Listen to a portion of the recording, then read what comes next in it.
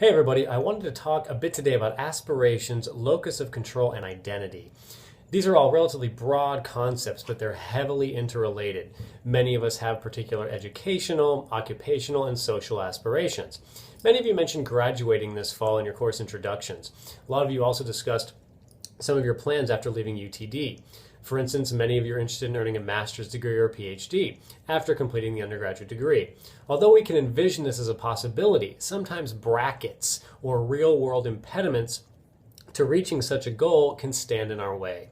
Even if we engage in anticipatory identification and learn about what life might be like to be a graduate student, this does not fully prepare us for such a role. A key feature in the life cycle is unpredictability. Unanticipated life events happen to us all the time, and in many arenas of social life. Maybe we had our path all lined up, but one of our parents passed away. Perhaps our financial situation was altered drastically as a consequence. Maybe we struggled with mental health and could not find a way to push past the stress of losing that loved one.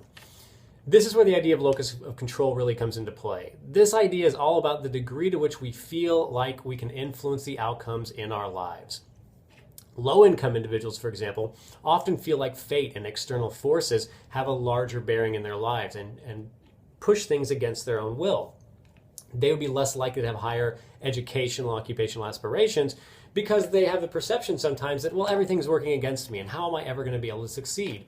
Conversely, higher social class individuals tend to think that they're the ones that make things happen in their own lives.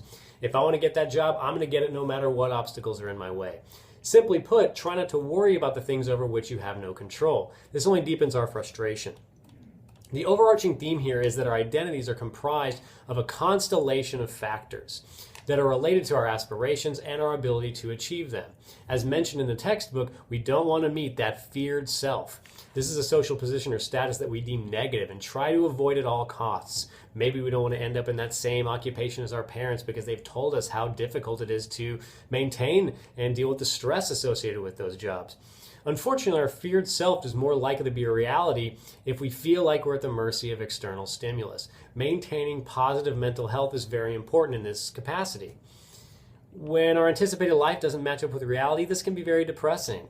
Let's say you really wanted to be a doctor, but it turns out you're terrible at math and chemistry. Maybe you could still be involved in the healthcare industry in some way, shape, or form. The idea here, though, is that you need to have the tools and the skills at your disposal to reconfigure those aspirations so that the outcomes can be more beneficial. So always have a backup plan. Life is messy, but it only is stressful if you let it be.